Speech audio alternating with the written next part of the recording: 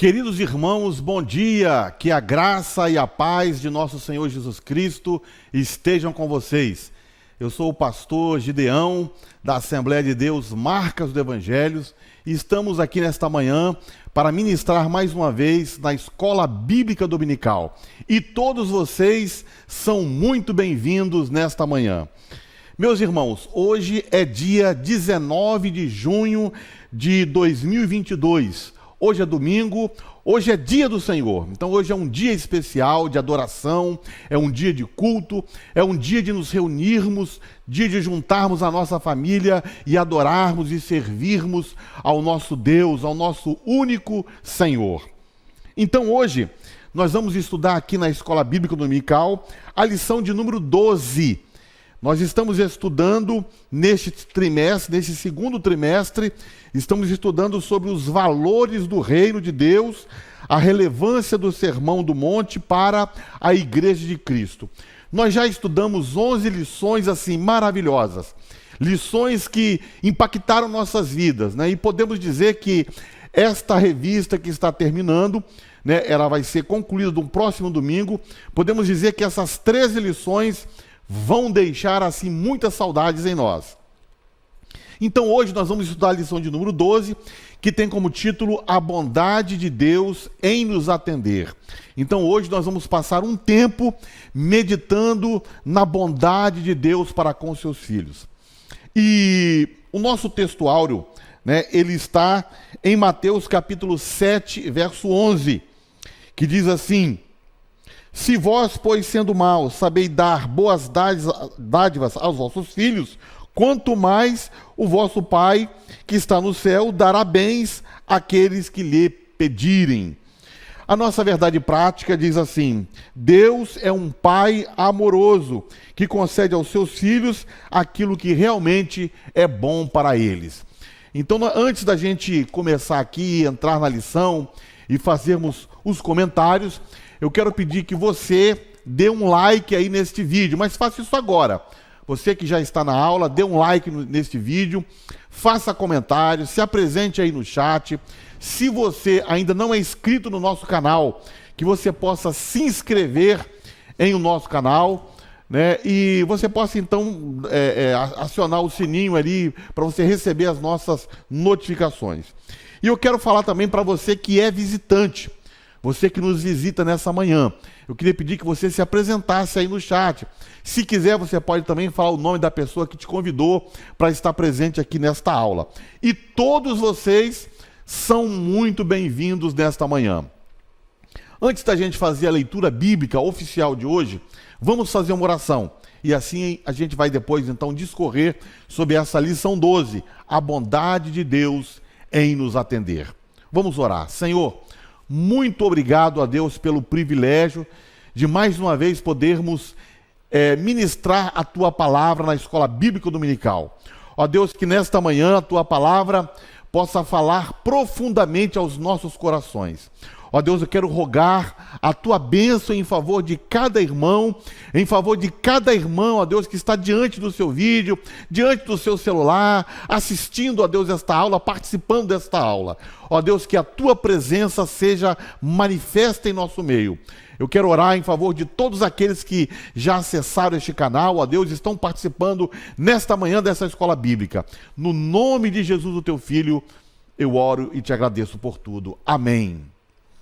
Glória a Deus, meus irmãos. Eu quero pedir que você, então, abra a sua Bíblia aí no livro de Mateus, capítulo 7.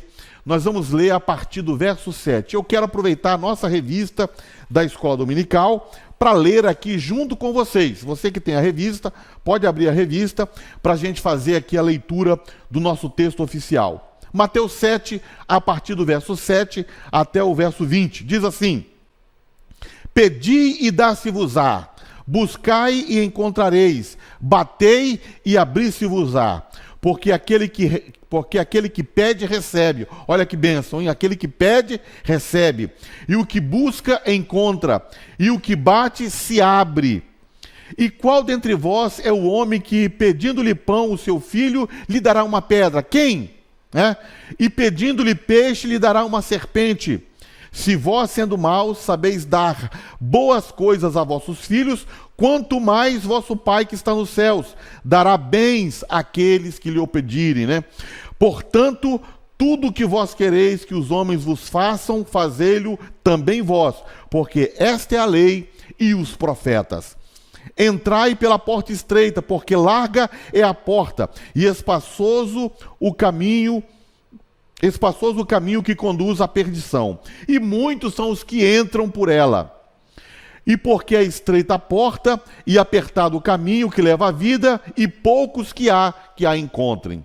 Acautelai-vos, porém, dos falsos profetas, que vêm até vós vestidos como ovelhas, mas interiormente são lobos devoradores. Por seus frutos os conhecereis.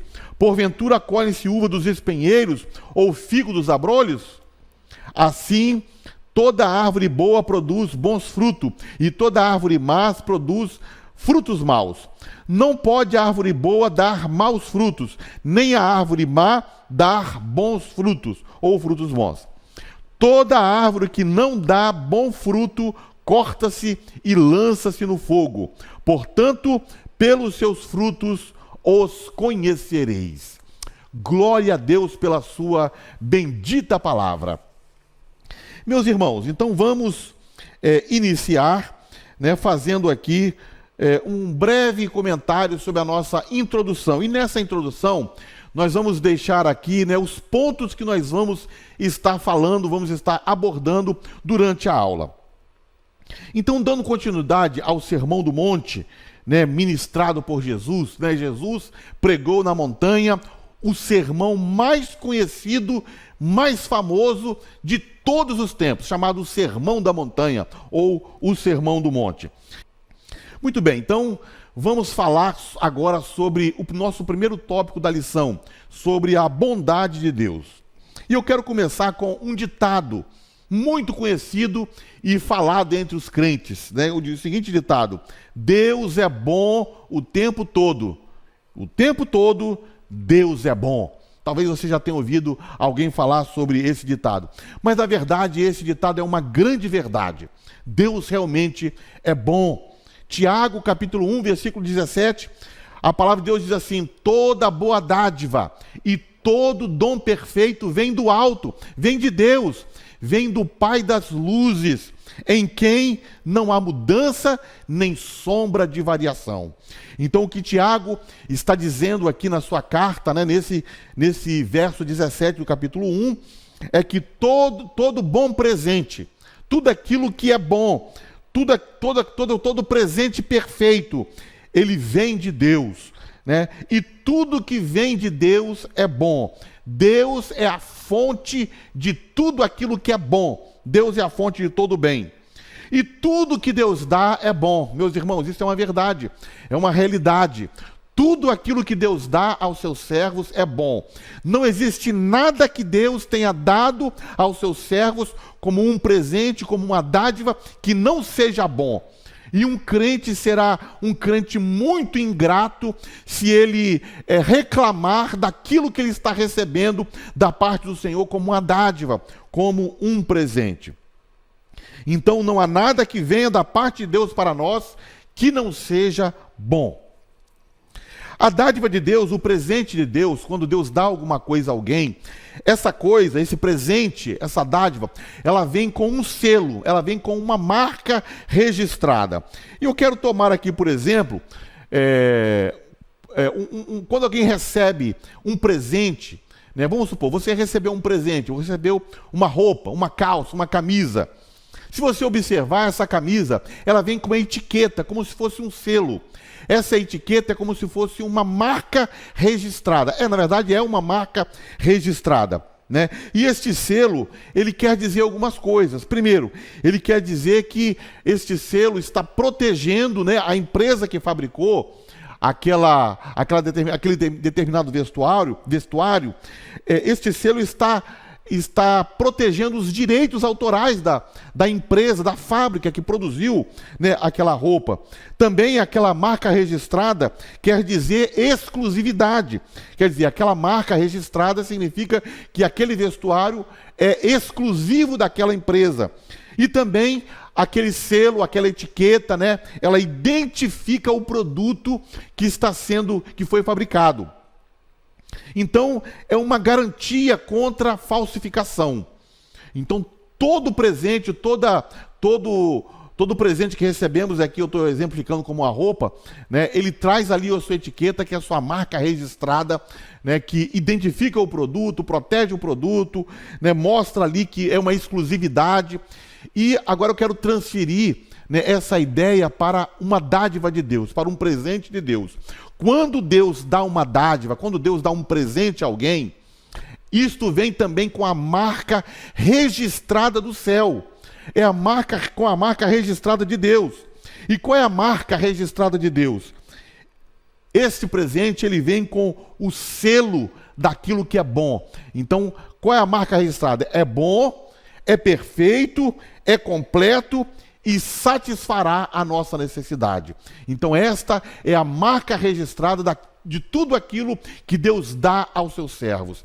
Quando Deus dá alguma coisa, quando Deus dá um presente, uma dádiva, um dom, isso vem com a marca, com o selo, né, registrado do céu, que é bom, que é perfeito, né, que é completo e que satisfará as nossas necessidades. Por isso que Tiago vai dizer que toda boa dádiva e todo dom perfeito vem de Deus, vem do alto, descendo do Pai das luzes, em quem não há mudança nem sombra de variação. Muito bem, vamos falar sobre a verdade de Deus, sobre a bondade de Deus, né, como um dos atributos de Deus. Quando falamos dos atributos de uma pessoa, né, nos referimos às características dessa pessoa. Né? Por exemplo, né, cada pessoa, cada ser humano tem atributos que são exclusivamente seus. Eu, por exemplo, tenho os meus atributos e eles são exclusivamente meus. Você também tem seus atributos e eles são exclusivamente seus. Por exemplo, né, vamos citar aqui algum exemplo. A cor da pele é um atributo que eu tenho, esse atributo é meu. Né? O meu peso, o meu nome, a minha idade, as minhas características físicas. Então são atributos meus. E cada pessoa tem os seus atributos. Em relação a Deus, em relação à natureza de Deus, Deus também possui atributos e possui qualidades, né, que expressam sua natureza, sua essência e seu ser. Então nós até podemos conhecer Deus e conhecer mais a Deus estudando sobre os seus atributos na Bíblia, estudando sobre os atributos que ele revelou nas Escrituras. Um atributo de Deus, então, é uma verdade sobre quem Deus é e sobre quem ele revelou ser.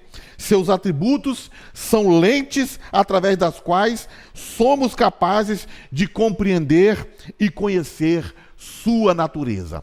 Então é muito importante nós conhecermos os atributos de Deus, nós conhecermos como ele se revelou, como ele se deixou revelar e como ele se revelou nas Escrituras.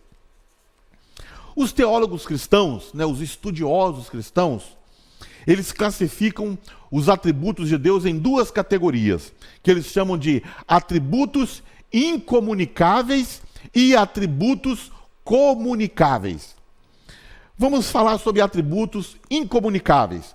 São aqueles que pertencem exclusivamente a Deus e que ele não comunica a nós, né, às suas criaturas, a seus filhos. Então existe em Deus algumas qualidades, alguns atributos que são exclusivamente deles e ele não comunica esses atributos às suas criaturas. Por exemplo, a imutabilidade. Deus é imutável. E Deus ele não comunica a sua imutabilidade ao homem, às suas criaturas. Deus é onipotente. A onipotência é outro atributo exclusivo de Deus, que ele não comunica às suas criaturas. Só Deus é onipotente, só Deus tem todo o poder. Então ele não comunica esse atributo às suas criaturas. A onisciência, Deus conhece todas as coisas, Deus sabe de tudo, e só Ele é onisciente. Ele não comunica a onisciência às suas criaturas. Da mesma forma, a onipresença, Deus está presente em todo lugar. A autossuficiência, Deus é um ser autossuficiente, Ele não depende de ninguém, de nada para existir. A soberania, né, que diz que Deus estabelece a sua vontade. Quando Ele estabelece a sua vontade, ninguém pode impedir a sua vontade, porque Ele é soberano. Então esses são alguns atributos incomunicáveis de Deus. Deus, Ele é infinito em suas perfeições, e nós, criaturas, não temos acesso a essas perfeições de Deus. Agora, tem também em Deus os seus atributos comunicáveis. Os atributos comunicáveis de Deus são aqueles que pertencem a Deus, mas podem ser comunicados a nós, podem ser refletidos em nós. Então Deus comunica esses atributos com algum grau, né, em algum grau a nós. Então, podemos dizer que esses atributos nós não os temos em sua totalidade, mas em algum grau, porque Deus nos comunicou, né, através, né, da sua vontade. Então, alguns atributos comunicáveis que Deus comunica às suas criaturas: a sua bondade, a sua justiça, o seu amor, a sua sabedoria, a sua misericórdia, a sua veracidade, a sua santidade e a sua graça. Estou citando aqui apenas alguns atributos de Deus que Ele comunica às suas criaturas. Meus irmãos, nós recebemos da parte de Deus a sua bondade, como se fosse assim uma parte de sua bondade. Nós recebemos uma parte da sua justiça, nós recebemos o amor, né, o amor de Deus, nós recebemos a sua misericórdia. Ai de nós se nós não recebêssemos a misericórdia de Deus, a veracidade, a santidade. A santidade que Deus comunica a nós, né, ela é em algum grau, não é a santidade plena, jamais será a santidade plena, mas é algum grau de santidade. São coisas que Deus comunica a nós. Então, de muitas maneiras, Deus não é nada como nós. Ele é criador e sempre terá atributos únicos que pertencem exclusivamente a Ele, né? Porém, nós somos feitos à imagem e semelhança de Deus, conforme Gênesis 1, versículos 26 a 28. Então, de certa maneira, de alguma maneira, Deus partilha alguns dos seus atributos, né? E citamos aqui alguns deles. E agora eu quero destacar o atributo da bondade, a bondade de Deus. Deus é bom, Deus é um ser sumamente bom, e Ele partilha a sua bondade, Ele comunica a sua bondade com suas criaturas. O pastor Osiel Gomes, né, que é o comentarista da nossa lição, ele fala no primeiro tópico o seguinte: que a palavra bondade ela é definida como qualidade ou caráter de bom, boa índole, benevolência, brandura e boa ação. Então, filosoficamente, a bondade é descrita como sendo o princípio mais elevado da moral. Então, essa é a definição que o nosso comentarista traz da revista. Agora, vamos falar, né, sobre o item 2 e 3 do nosso primeiro tópico da lição, que fala sobre a bondade de Deus nos aspectos bíblico e teológico. E aí eu quero chamar a sua atenção para o Evangelho de Marcos, no capítulo 10, né, para um evento que ocorreu ali com Jesus. Marcos registrou o seguinte, que um homem, né, e depois a gente fica sabendo pelos evangelhos sinóticos que esse homem era um jovem, né, então um jovem rico, ele correu até Jesus. E o fato dele ter corrido até Jesus demonstra que ele estava assim, né, muito interessado em alguma coisa. Ele queria abordar Jesus, ele estava interessado em algo que ele entendia que Jesus possuía. Então ele corre até Jesus. Esse jovem rico correndo até Jesus, chegando diante de Jesus, ele se ajoelhou. quando ele se ajoelhou, ele estava demonstrando ali uma certa humildade. Então ele era um jovem, ele era rico e de certa forma ele se humilhou diante do Senhor porque ele se ajoelhou diante de Jesus. E então ele fez uma pergunta para Jesus. Ao perguntar a Jesus, ele certamente tinha alguma consciência de que Jesus podia lhe dar uma resposta da sua dúvida. E a pergunta dele para Jesus foi o seguinte: bom mestre, que farei para herdar a vida eterna? E Jesus lhe disse: por que me chamas bom? Ninguém há bom senão um, que é Deus.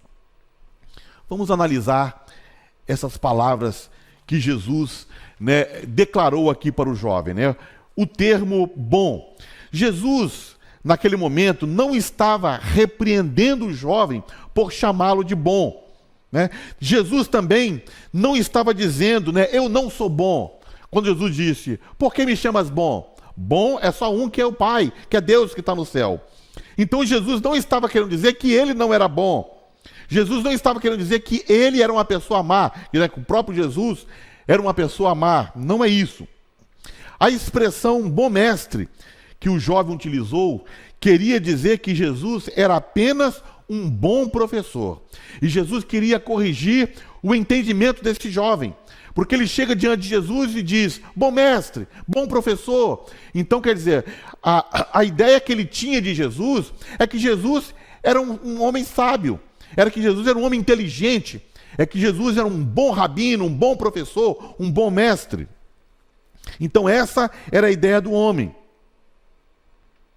Então Jesus, ele fala para ele que Jesus estava querendo que ele percebesse, na verdade, que Jesus era muito mais do que simplesmente um bom professor. Então Jesus estava falando para aquele jovem nas entrelinhas o seguinte: eu não sou bom da forma como você pensa, um bom homem, um bom professor, um bom ser humano. Há apenas um que é bom e perfeitamente bom, que é Deus. Jesus estava dizendo para aquele jovem: eu sou Deus. Eu não sou apenas um bom mestre. Eu não sou apenas um bom professor. Jesus chama a atenção daquele jovem que ele não era meramente um bom professor. Bom era Deus. E que ele, naquele momento, estava se colocando também nessa condição. Então ele não era apenas um bom professor. Ele era Deus. E ele queria ser entendido como Deus. Ele queria que o jovem o percebesse dessa forma. Os rabinos da época de Jesus reservavam o adjetivo bom somente para Deus. A perfeita bondade de Deus era até assim uma doutrina do judaísmo. E é também, podemos dizer, uma doutrina do cristianismo, a perfeita bondade de Deus. Jesus ensina aquele jovem rico que, em sentido absoluto, a bondade pertence somente a Deus. Então podemos afirmar que Deus é o único que é total e infinitamente bom. Então Deus é o único ser, no sentido mais restrito, é o único ser que é total e infinitamente bom, e ele é sempre bom. Este é o padrão da bondade de Deus. Ele é infinitamente bom e ele é sempre bom.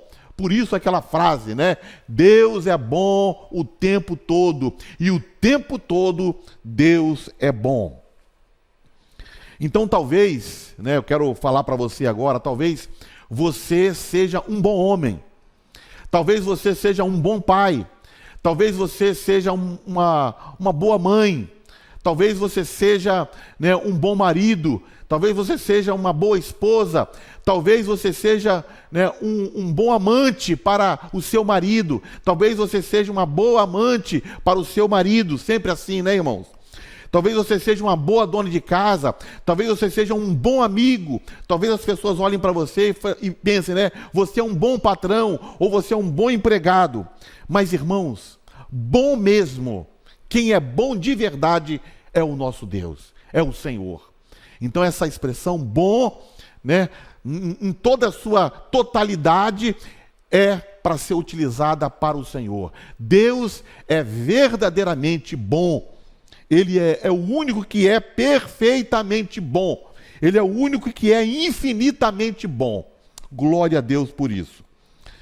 O teólogo, A.W. Tozer, comentando sobre a bondade de Deus, ele diz o seguinte: por sua natureza, Deus está inclinado a conceder bem-aventurança, a conceder bens, e tem santo prazer na felicidade do seu povo. Isso é muito importante. Ele está dizendo aqui que Deus, ele está sempre inclinado em fazer o bem. Deus está sempre inclinado em abençoar o seu povo. Olha, irmãos, isso é maravilhoso. Deus está sempre inclinado em fazer o bem para você. E Ele tem santo prazer na sua felicidade. Quando você recebe alguma coisa de Deus, quando você recebe o bem de Deus, alguma coisa boa de Deus, e você fica feliz, Deus sente um santo prazer pelo bem que Ele está fazendo a você. Então Deus, Ele sente sempre assim, Ele se sente sempre feliz quando o seu povo está alegre, quando o seu povo está satisfeito, com aquilo que ele fez. Atos 10, 38 também tem um verso maravilhoso que diz assim, que Deus ungiu a Jesus de Nazaré com o Espírito Santo e com virtude, o qual andou fazendo bem e curando todos os oprimidos do diabo, porque Deus era com ele. Então Deus sempre está fazendo bem, Jesus sempre está fazendo bem, e neste verso destaca o bem relacionado a coisas espirituais que Jesus fez, curando, libertando, trazendo salvação às pessoas, libertando os oprimidos do diabo. Então isso é fazer o bem. Então Jesus, ele andou fazendo bem, Jesus andou nessa mesma senda do Pai, andou fazendo bem. Agora, a relação entre os atributos de Deus, a imutabilidade e a bondade de Deus. Existe relação entre os atributos de Deus? Sim, existe relação. Vamos falar aqui da relação entre a imutabilidade e a bondade de Deus. A bondade de Deus, ela existe dentro da imutabilidade de Deus. Então, por sua natureza, Deus é imutável. Em Malaquias 3,6, o Senhor diz assim: eu, Senhor, não mudo. Assim vocês, descendentes de Jacó, não serão destruídos. Então, que palavra maravilhosa que Deus fala para o povo de Israel, dizendo: eu, o Senhor, não mudo, eu não mudo. E vocês, descendentes de Jacó, não serão destruídos. Então, Deus não muda. Seus atributos são os mesmos desde a eternidade e serão até o final, até o fim, pelos séculos dos séculos. Seus atributos serão os mesmos. O caráter de Deus não muda. Deus não pode melhorar a si mesmo. Deus não pode ser melhor hoje do que ele foi ontem. Por quê? Porque se ele for melhor hoje do que ele foi ontem, então ontem ele não foi bom em toda a sua totalidade. Então Deus não pode nem melhorar. Por quê? Porque ele é sempre bom, o seu caráter não muda. E piorar, aí é que não pode mesmo. Deus não pode jamais piorar e nem melhorar, porque ele já é todo perfeito, o todo perfeito em bondade e em todos os seus atributos. Todos os atributos de Deus, ele tem esses atributos em perfeição. Muito bem, então Deus não muda, os planos de Deus não mudam. Isso é muito importante, irmãos. Quando Deus planeja alguma coisa, ele não muda os seus planos, as suas promessas não mudam, a sua palavra não muda. Ele diz em Mateus 24, 35, o céu e a terra passarão, mas as minhas palavras não hão de passar, não vão passar. Por quê? Porque o Senhor não muda. Em 2 Crônicas 7,14 tem uma palavra muito interessante, relacionado a isso que nós estamos dizendo, que é Deus fazendo a seguinte promessa, se o meu povo que se chama pelo meu nome se humilhar e orar e se converter dos seus maus caminhos, e me buscar, então eu ouvirei dos céus, perdoarei os seus pecados e sararei a sua terra. Esta é uma promessa de Deus, mas é uma promessa condicional. E às vezes Deus faz uma promessa condicional. A promessa condicional depende muitas vezes da participação humana, porque nessa promessa existe a palavrinha se.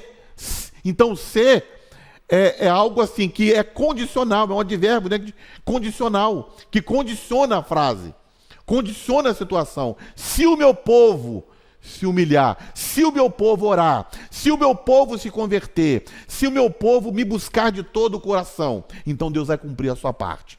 Então algumas promessas nas Escrituras são condicionais e nós só receberemos se nós fizermos a nossa parte. Mas Deus sempre cumprirá a sua parte, sempre cumprirá as suas promessas, porque Ele não falha, porque Ele não muda. Então, em relação à bondade, Deus é bom e Ele sempre será bom, porque Ele é imutável. Então, isso é muito confortante para nós saber, né, que Deus é bom para conosco e Ele não mudará. Deus te trata com toda a bondade e Ele não vai mudar o seu tratamento com você. Isso nos traz muita confiança. Jeremias capítulo 29, versículo 11 a 14, existe uma palavra maravilhosa nas Escrituras que diz assim: porque sou eu que conheço os planos que tenho com vocês, diz o Senhor, planos de fazê-los prosperar e não de lhes causar dano, planos de dar-lhes esperança e de um futuro. Então vocês clamarão a mim, virão orar a mim e eu os ouvirei. Vocês me procurarão e me acharão, quando me procurarem de todo o coração. Eu me deixarei ser encontrado por vocês, declara o Senhor. Então, Deus fez aqui uma promessa maravilhosa e essa promessa está de pé, né? E Ele termina essa promessa dizendo: eu me deixarei ser encontrado por vocês. Quando nós buscamos ao Senhor, Deus se deixa ser encontrado. Glória a Deus, né? Porque nós o encontramos e nós podemos estar com Ele todos os dias, né? Lendo a palavra, buscando em oração, nós podemos ter esse encontro maravilhoso com o Senhor. Outra relação entre os atributos de Deus: a misericórdia e a bondade. A sua misericórdia flui de sua bondade. Ele é bom e Ele deixa fluir a sua misericórdia para o seu povo. Então Deus, Ele é misericordioso para com todas as criaturas. A misericórdia de Deus, ela se estende de geração em geração sobre todas as pessoas, até sobre os ímpios, porque Deus faz nascer o sol sobre os ímpios, né, e sobre os justos. Deus faz nascer o sol, Deus faz descer a chuva sobre os ímpios, sobre os justos. Então Deus estende a sua misericórdia sobre todas as pessoas. Mas para aqueles que são servos do Senhor, Deus reserva algo especial da sua misericórdia, né? Por exemplo, Salmo 23, o verso 6 diz assim: certamente que a bondade e a misericórdia me seguirão todos os dias da minha vida, né? E habitarei na casa do Senhor por longos dias. Então nós podemos ter certeza que enquanto filhos de Deus, enquanto servos de Deus, né, a bondade e a misericórdia de Deus nos acompanharão todos os dias. Glória a Deus. O salmista Davi, ele escreve também no Salmo 34, verso 8, dizendo assim: provai e vede que o Senhor é bom, bem-aventurado o homem que nele confia. Então Davi aqui diz duas coisas maravilhosas.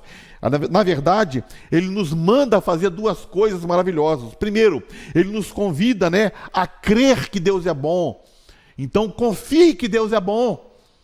Que nesta manhã, irmão, você possa confiar na bondade de Deus, sabendo que Ele é bom, né? Bem-aventurado o homem que nele confia. E a segunda coisa que Davi nos convida a fazer nesse salmo, ele nos convida a experimentar que Deus é bom. Provai e vede que Deus é bom. Então que você possa experimentar da bondade de Deus, que você possa provar da bondade de Deus. Você vai ver que Deus, né, é maravilhoso, a sua bondade é maravilhosa para conosco. Agora, um questionamento, né, que alguns cristãos fazem: se Deus é bom, por que eu estou sofrendo? Se Deus é bom, o porquê do sofrimento? Porque o justo tem que sofrer, se Deus é bom. Então, nesse verso 34, Davi, por experiência própria, ele diz o seguinte: muitas são as aflições do justo. Então, nesta vida, irmãos, o justo, ele passará por tribulação. O justo, pelo fato dele ser justo, pelo fato dele servir a Deus, isso não o isenta de passar por sofrimento. Isso não o isenta dele enfrentar duras provas. Então, o próprio salmista diz: muitas são as aflições do justo. Mas o justo, ele tem um consolo. O versículo se completa o seguinte: mas o Senhor o livra de todas. Então, nós estamos vivendo debaixo de um mundo caído. É o mundo caído. Este mundo que nós habitamos é um mundo caído, caótico. É um mundo que, enquanto sistema, está contra Deus, está em oposição contra Deus, e nós vamos na contramão desse sistema. Por isso vêm as aflições, por isso sofremos, porque estamos na contramão do sistema, estamos na contramão, da ordem natural de um mundo caído, perverso e que está em oposição contra Deus. Por isso sofremos, mas nós sabemos que o Senhor livra o justo das aflições. Muitas vezes, agora aprenda isso, irmão, muitas vezes o justo, ele é livrado no meio da aflição. Outras vezes, o justo passa pelas aflições, enfrenta duras aflições e Deus vai recompensá-lo no final da vida, depois desta vida. Então, nós temos que entender que quando tudo neste mundo acabar, quando tudo nesse mundo se encerrar, quando a vida do justo aqui nesse mundo se encerrar, ele será recompensado. De uma forma ou de outra, nós receberemos a nossa recompensa do Senhor. Então, muitas vezes o Senhor livra o justo durante as suas lutas aqui na terra. Mas se ele enfrentar essas lutas, e mesmo que se ele perder a sua vida eterna está garantida. Porque o Senhor haverá de ajudar esse justo para que ele alcance as mais gloriosas bênçãos e riquezas na eternidade. Muito bem, agora vamos olhar um pouco, voltar para o nosso texto de Mateus 7, o Sermão do Monte. Uma vez que já fizemos aqui, falamos sobre a bondade de Deus, Jesus ele vai dizer, está registrado no verso 7, pedi e dar-se-vos-á, buscai e achareis, batei e abrir-se-vos-á. Então Jesus está falando no Sermão do Monte, nesse ponto aqui, que nós podemos chegar diante de Deus, e aqui, mais uma vez, no Sermão do Monte, toca o ponto da oração. Mais uma vez, Jesus está falando aqui sobre oração. E a oração é realmente um tema precioso, um tema muito caro, que Jesus falou, que deixou, ministrou, e no Sermão do Monte, por várias vezes, ele fala sobre oração. E agora ele volta a esse tema de oração, dizendo o seguinte: pedi e dar-se-vos-á, buscai e encontrarei, batei e a porta se abrirá. Então, novamente, ele está falando aqui sobre oração. Então, Jesus, ele está dizendo que nós devemos, neste momento, orar com toda a perseverança. Nós devemos orar com persistência e orar com fé. Porque aquilo que nós estamos pedindo, nós iremos receber. Aquilo que nós estamos buscando, nós encontraremos. E a porta que nós estamos batendo se abrirá. Então esta é a grande promessa do Salvador para os seus súditos, para os seus servos, que ele garante aqui que a nossa oração será respondida. Então Jesus ensina que nós, os crentes, não fazemos oração a um Deus que não está disposto a nos dar. Pelo contrário, devemos ir até o Senhor, até o nosso Pai,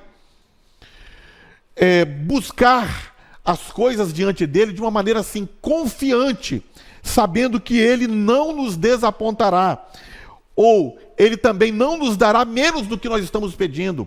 O Senhor sempre atenderá às nossas orações quando oramos com fé, com perseverança e quando buscamos aquilo que está dentro da sua vontade. Então Jesus, ele diz aqui que podemos confiar no caráter de Deus. Podemos confiar no caráter do Pai, porque Ele é bom e Ele dará aquilo que nós necessitamos, Ele dará aquilo que nós pedimos e Ele fará até mais, né, do que nós precisamos. E ele fala em Mateus 7, né, a partir do verso 7, ele diz: qual pai que se o filho lhe pedisse um pão, lhe daria uma pedra? Qual é o pai que se o filho lhe pedir um peixe, lhe dará uma serpente? Então ele faz essa pergunta. Vocês podem chegar com confiança diante de Deus, então. Nós podemos chegar com toda a confiança e ousadia, como diz, né, o escritor aos Hebreus, chegar com confiança no trono da graça. Por quê?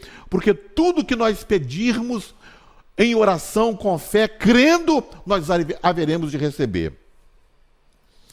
Então eu quero fazer aqui uma pergunta para você, né? Você tem sido um bom pai para o seu filho? Você tem sido uma boa mãe para os seus filhos? Vocês têm sido bons pais? Né? Tomara que sim, né? Espero que sim. Mas Deus é um pai muito melhor para nós do que somos para os nossos filhos. Então muitas vezes nós, como pais, nós podemos sim ser até a tipificação, né, como nos exemplos que Jesus falou, podemos ser até a tipificação de Deus, concedendo bênçãos, concedendo presentes ao seu filho. Mas nós temos que saber que Deus é um pai muito mais cuidadoso do que nós. Deus é um pai muito mais bondoso do que nós somos para os nossos filhos. Deus é um pai muito mais terno para nós do que somos para os nossos filhos. Portanto, nós podemos chegar diante de Deus e, como filhos, fazer petições, fazer orações, porque Ele atenderá. Ele está disposto a conceder aquilo que nós pedimos, devido à sua bondade para conosco. Então Jesus garante, né, em Mateus 7,8, que todo aquele que pede, recebe. Todo aquele que busca, encontra. E todo aquele que bate, abrir-se-lhe-á. Deus responde às orações do seu povo. E muitas vezes, né, ou algumas vezes, Deus responde exatamente da forma como pedimos. Então, assim, é maravilhoso quando a gente pede alguma coisa a Deus e Ele nos dá exatamente como nós pedimos. Eu não sei se vocês já tiveram, né, alguma experiência nesse sentido, né? Por exemplo, vamos citar aqui um exemplo, de pedir, por exemplo, uma casa. Senhor, eu quero uma casa, eu quero que o Senhor me dê uma casa. Você orou por tanto tempo e Deus te deu uma casa. Deus te deu exatamente o que você pediu. Alguns, né, podem ter pedido, por exemplo, um carro. Senhor, eu preciso de um carro para passear, um carro para trabalhar. E Deus deu exatamente o que você pediu, um carro. Alguém, às vezes, pediu um emprego, está desempregado e clamou ao Senhor e pediu um emprego, e Deus concedeu a ele um emprego. Então, nosso Deus é maravilhoso. Então, Deus, às vezes, dá exatamente aquilo que a gente pede.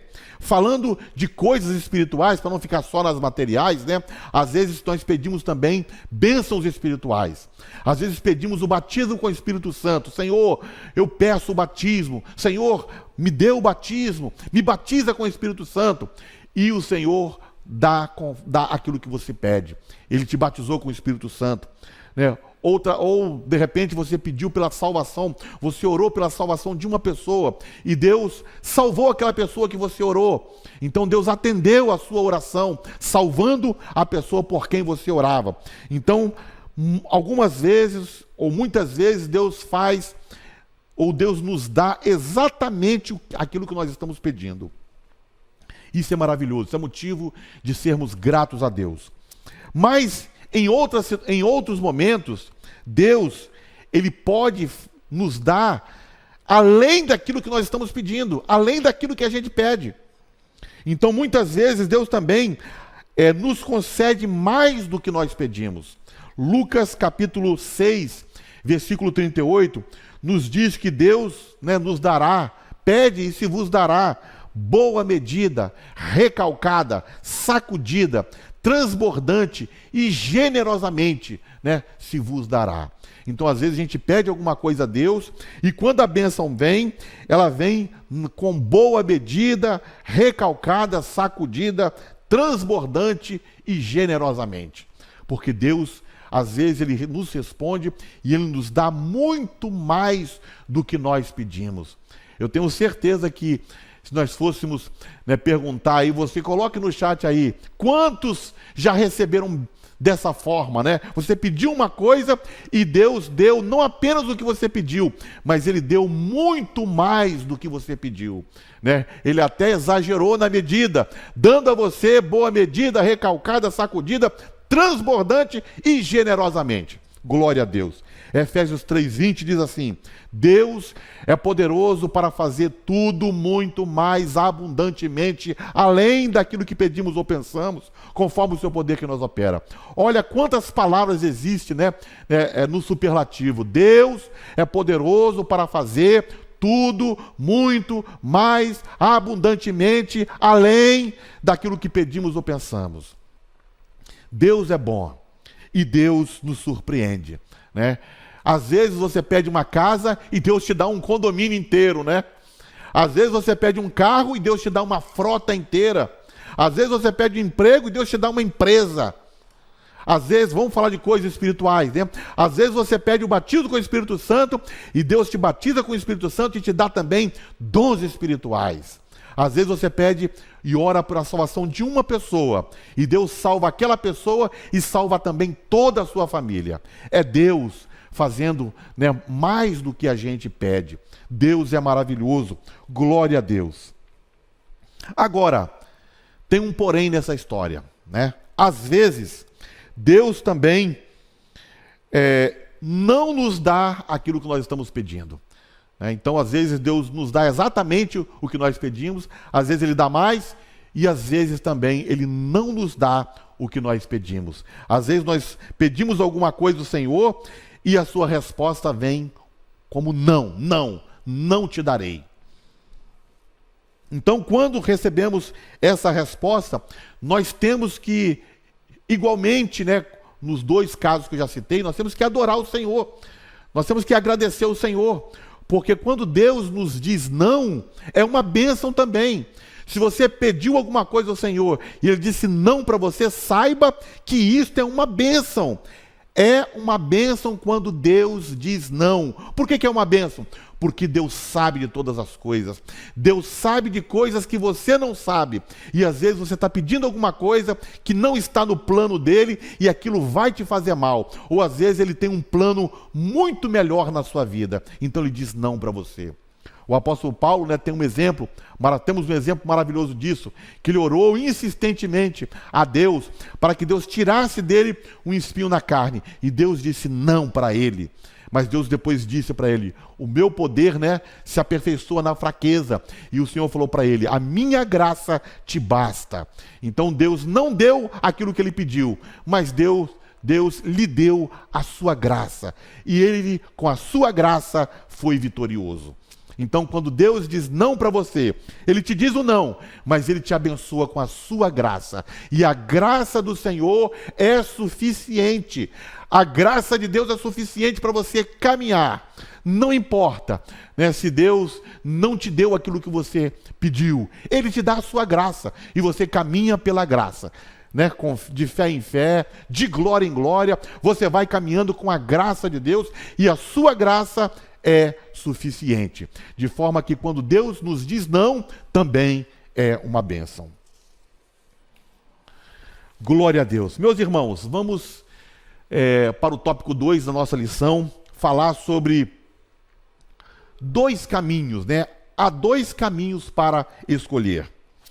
Jesus mostra, nesse ponto do Sermão do Monte, ele nos mostra que todos passarão a eternidade em um dos dois lugares, né, possíveis. Só há dois lugares possíveis para se passar a eternidade. E aqui no Sermão do Monte ele fala da perdição e ele fala da vida. A perdição é o inferno, a vida é o céu. Só existem esses dois lugares, só existem esses dois destinos para se viver a eternidade. ou você vai viver a eternidade na perdição, no inferno, ou vai viver no céu. Depende daquilo que você escolher. Então Jesus disse: entrai pela porta estreita, porque larga é a porta e espaçoso é o caminho que conduz à perdição, e muitos são os que entram por ela. E porque é estreita a porta e apertado o caminho que leva à vida, e poucos há que a encontrem. Então, irmãos, aqui nós podemos dizer o seguinte, que há uma multidão que vai habitar os céus. Então, quando chegarmos no céu, ali vai ter uma multidão de salvos. Mas no inferno, a multidão será maior. Eu não quero estar lá para ver nada, mas pelo aquilo que Jesus disse aqui, né, dizendo o seguinte, que a porta larga, que o caminho espaçoso, né, e muitos são os que entram por ela, e depois tem uma porta estreita e apertado o caminho, e são poucos que entram lá. Então, por essa palavra de Jesus, nós podemos dizer que a multidão do inferno é muito maior do que a multidão do céu. Mas glória a Deus, porque nós estamos no caminho estreito. Glória a Deus, porque nós passamos pela porta reta, nós passamos pela porta estreita, e estamos vivendo, né, em novidade de vida, estamos vivendo uma nova vida com Cristo. Abandonamos o mundo, abandonamos os prazeres da carne, deixamos o mundo, pegamos a nossa cruz e estamos caminhando com destino, né, à cidade gloriosa. Glória a Deus por isso. Então Jesus ilustra, né, que a vida eterna e a morte eterna aqui são exemplificados por portas e caminhos, portais e caminhos, portões e caminhos. A porta reta, o caminho estreito, leva ao céu, leva à vida. A porta larga, o caminho espaçoso, né, leva à perdição, leva ao inferno. Então os ouvintes, eles deveriam imaginar duas cidades, porque esses caminhos e essas portas, o caminho e a porta, levam para duas cidades. Os ouvintes de Jesus, então, tinham que imaginar que havia uma cidade dos salvos e uma cidade dos perdidos. Como se chega à cidade dos perdidos?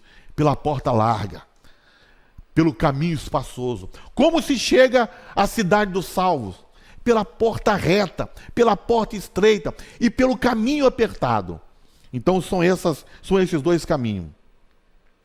Muito bem, Jesus ensina, né, aos seus discípulos que dessa forma existem dois modos de vida, né? Há duas maneiras de se viver nesse mundo. Preste atenção nisso. A primeira maneira de viver nesse mundo é viver de maneira fácil. É viver a vida, né, e gozar dos prazeres da vida. E aqui nós estamos falando, queremos dizer, né, gozar dos prazeres mundanos, gozar dos prazeres pecaminosos. Este é o caminho espaçoso, esta é a porta larga. O caminho para a morte é aberto, é largo e é amplo. Então esse é um tipo, né, é um tipo de maneira de viver que levará o indivíduo, que levará a pessoa para a perdição. Mas há uma outra maneira de viver, que é negando a si mesmo, que é renunciando a si mesmo, que é entrando por um caminho estreito, que é passando por uma porta estreita ou por uma porta reta. Este é o caminho para o céu. Este é o caminho, né, para aqueles que estão entrando na vida eterna. E é um caminho de comprometimento, é um caminho de consagração, é um caminho de santificação. A palavra de Deus diz: segui a paz com todos e a santificação, sem a qual ninguém verá o Senhor.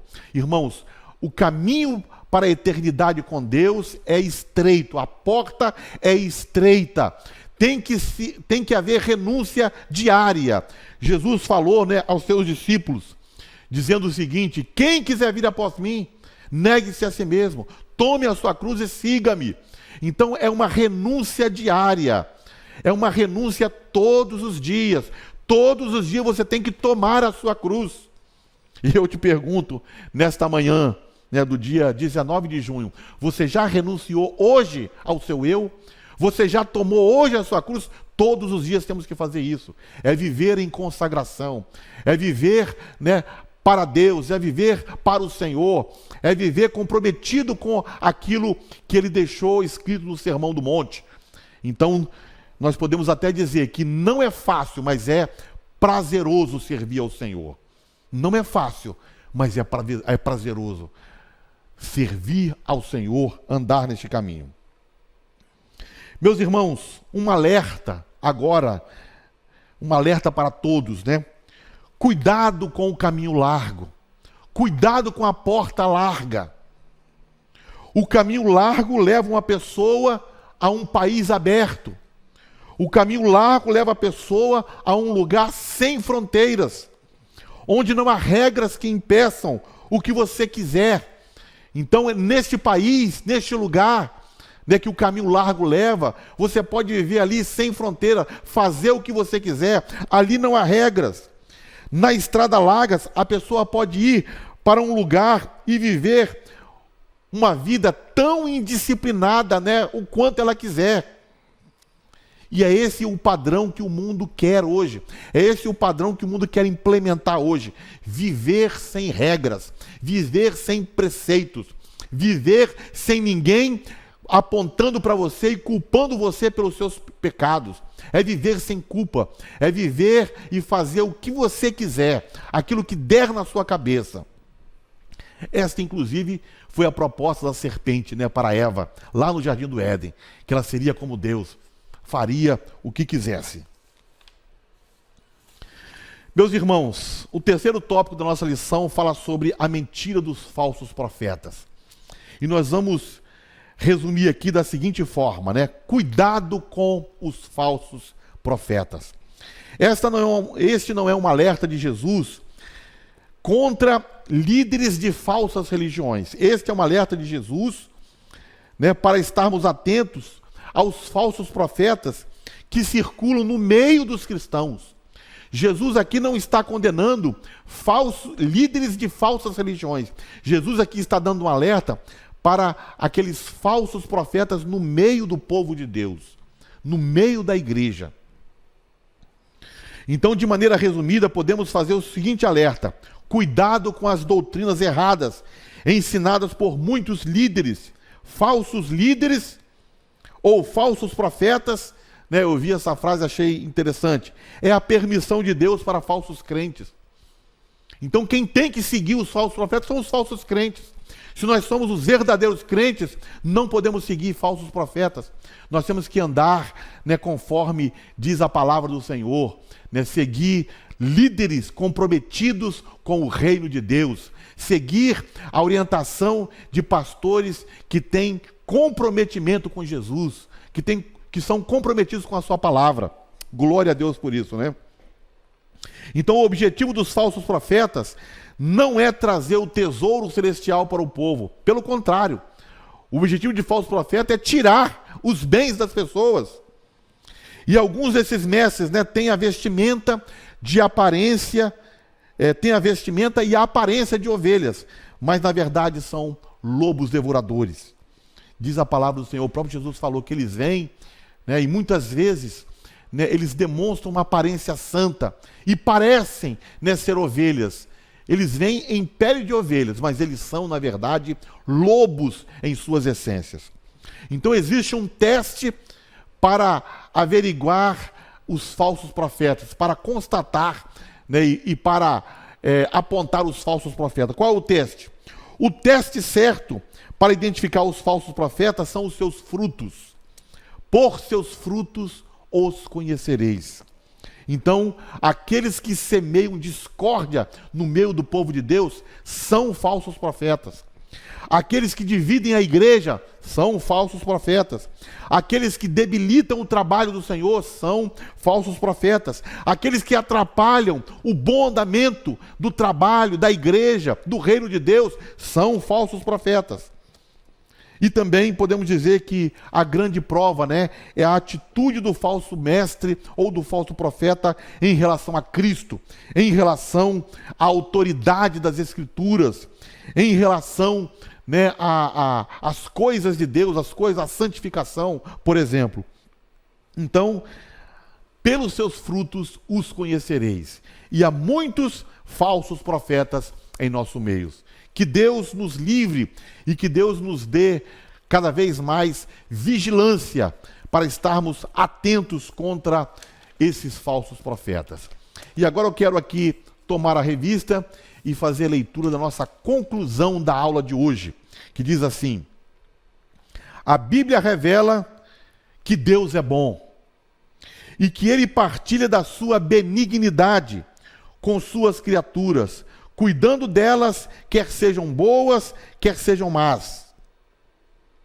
Ele não somente providencia as coisas materiais para nós, mas em especial a nossa salvação. Glória a Deus, né? Coisas espirituais. A salvação é o resultado da graça e do amor do Pai.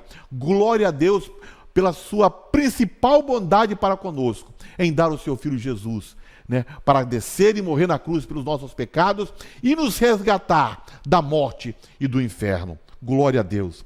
Estejamos sempre alerta, então, pois existem, né, aqueles que querem macular e adulterar os ensinos de nosso Salvador Jesus Cristo. Vamos ficar alerta contra os falsos profetas. Que Deus, então, nos abençoe. E antes de orar, eu quero fazer aqui um convite para você. Você que participou dessa aula, eu quero te convidar para você participar de uma campanha, né? Uma campanha maravilhosa aqui na Assembleia de Deus, Marcas do Evangelho. A campanha dos 1000 valentes. E o objetivo dessa campanha é nós comprarmos, né, este espaço onde nós estamos agora. Nós estamos aqui em Campo Grande, na Avenida Expedito Garcia, ao lado do INSS, onde era a antiga fábrica do couro. E nós temos o projeto, nós temos o sonho de comprar este lugar. E para isso, nós contamos com a sua ajuda. Você pode fazer um voto e nos ajudar com uma contribuição mensal, para que a gente possa adquirir esse espaço e para que o reino de Deus possa crescer cada vez mais neste lugar. E você também pode, neste momento, né, contribuir com a sua oferta na Escola Bíblica Dominical. Você pode contribuir com o Pix, com o PicPay e também com transferência bancária. E também levar, né, se você quiser, levar à noite, no culto, né, que nós teremos a partir das 18 horas. Então vamos orar, que Deus possa abençoar a sua vida, você que vai contribuir com o voto dos 1000 valentes, você que vai contribuir na Escola Bíblica Dominical. Deus ama quem dá com alegria. Senhor, muito obrigado pela tua palavra, muito obrigado pela ministração desta aula, que o Senhor permaneça conosco, nos ajudando e nos abençoando em todas as coisas. Pai, também quero orar em favor desses irmãos que o Senhor tocou para contribuir, Senhor, com esta obra, seja como oferta para a EBD, seja com o voto da nossa campanha dos 1000 valentes, que o Senhor faça prosperar o teu povo, Senhor. Nós somos gratos a Ti por esse dia, pedimos a Deus as Tuas bênçãos e as Tuas misericórdias sobre nós e sobre o teu povo. Em o nome de Jesus nós oramos. Amém.